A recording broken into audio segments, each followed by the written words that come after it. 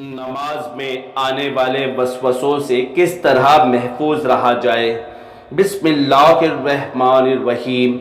अस्सलामु अलैकुम वरहमतुल्लाहि वबरकातुहू।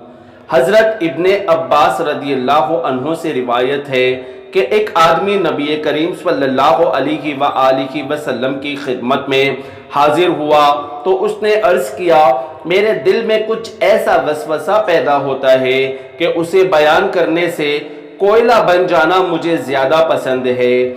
आप सल्लल्लाहु अलैहि वआलिहि वसल्लम ने फरमाया, अल्लाह का शुक्र है जिसने इस मामले को वसवसे में बदल दिया।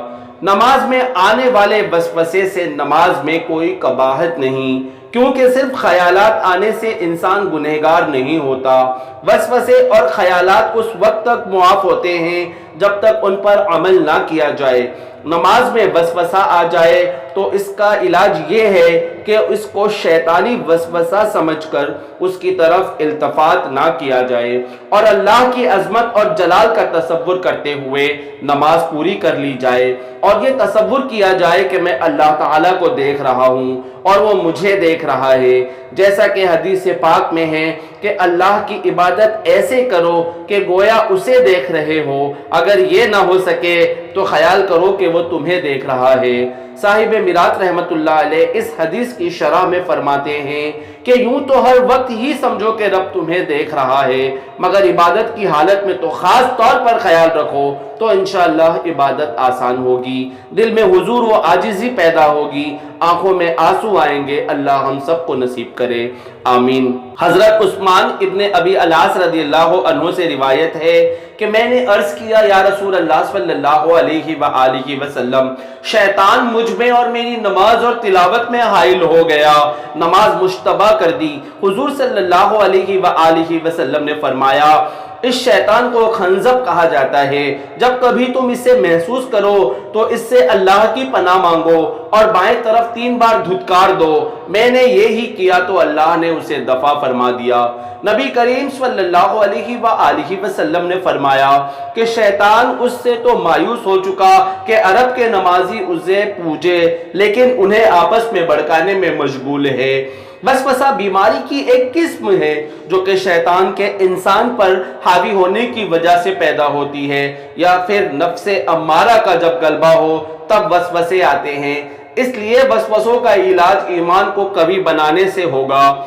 नेस शैतान के रास्तों को कमजोर बनाने से इलाज में मदद मिलेगी। आप कसरत के साथ नेकियां करें, अल्लाह ताला की जानिब रुजू करें, ज़्यादा से ज़्यादा जिक्र, तस्बीह और इस्तिग़फ़ार करें, नमाज की तरफ लौटे और अल्लाह के सामने गिड़गिड़ाएं। अल्लाह ताला आपकी दुआओं को कबूल फरमाएगा। अल्लाह ताला तो बंदे से भी ज्यादा रहम करने वाला है। अल्लाह ताला का फरमान है, भला वो कौन है जो बेकरार शख्स की दुआ कबूल फरमाता है जब वो उसे पुकारे और तकलीफ दूर फरमाता है और तुम्हें जमीन में पहले लोगों का जानशीन बनाता है। तो क्या अल्लाह के साथ कोई और माबूद है? तुम लोग बहुत ही कम नसीहत हासिल करते हो। वसवसों की बीमारी में मुब्तला आप बहुत से लोगों को देखेंगे कि वो सुबह और शाम के अस्कार में सुस्ती का शिकार होते हैं। वो सोते वक्त घर से बाहर जाते और वापस आते वक्त खाने पीने के औकात में शरई अस्कार का एहतमाम नहीं करते। इस तरह शैतान उन पर मजीद हावी हो जाता है।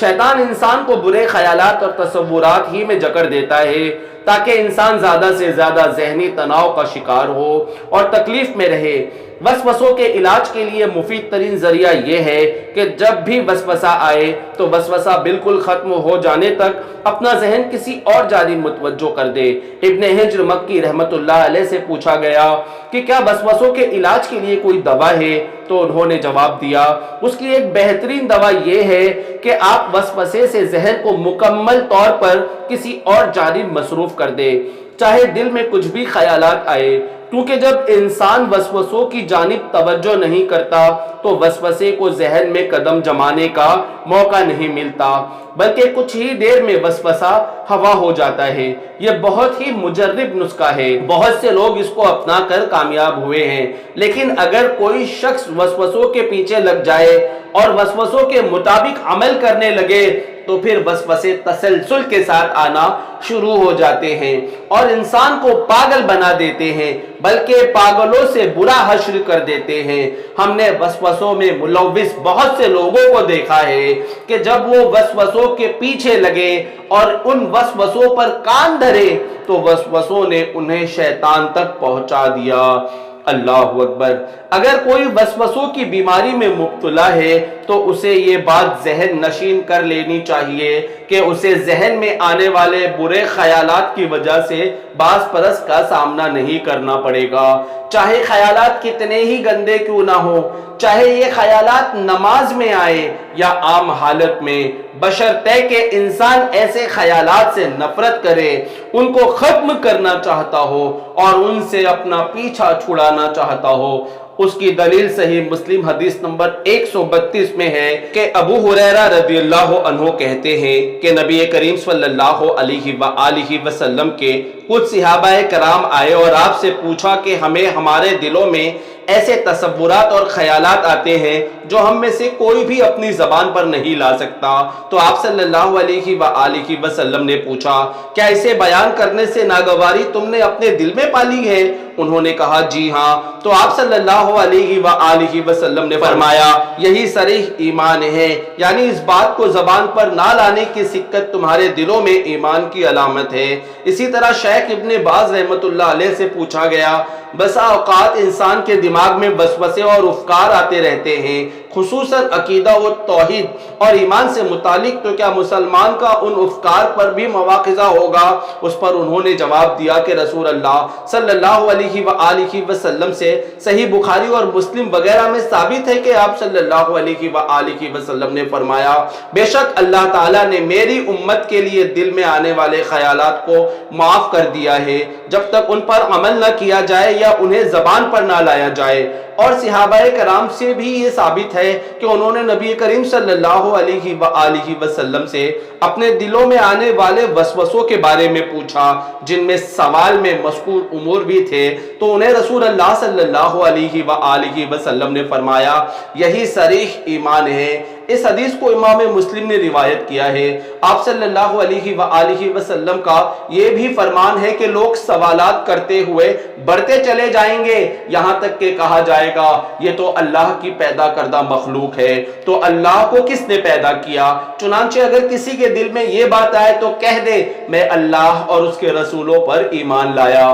چنانچہ اگر معاملہ ایسا ہی ہے تو پھر شیطان کے وسوسوں کے پیچھے لگ کر عبادت مت ترک کریں کہ ذہن میں حرام امور کے متعلق خیالات آتے ہیں تو اس لیے نماز ہی چھوڑ دی جائے، یہ غلط ہوگا، بلکہ آپ اپنی نماز جاری رکھیں، چاہے آپ کے ذہن میں کسی بھی قسم کا خیال آئے، آپ اپنی نماز جاری رکھیں، آپ کو دوبارہ دہرانے کی بھی ضرورت نہیں ہے، تاہم دوران نماز ایسے خیالات کو جھٹکتا رہے، انشاءاللہ عز و جل یہ خیالات ختم ہو جائیں گے۔ کہنے سننے سے زیادہ اللہ رب العزت سے دعا ہے کہ ہم سب کو عمل خیر کی توفیق عطا فرمائے۔ ناظرین، میری آپ تمام لوگوں سے گزارش ہے کہ آپ میرے اس چینل کو ضرور سبسکرائب کریں، بیل آئیکن نوٹیفیکیشن آل پر کلک کریں۔ جزاک اللہ خیرہ۔ السلام علیکم ورحمۃ اللہ وبرکاتہ۔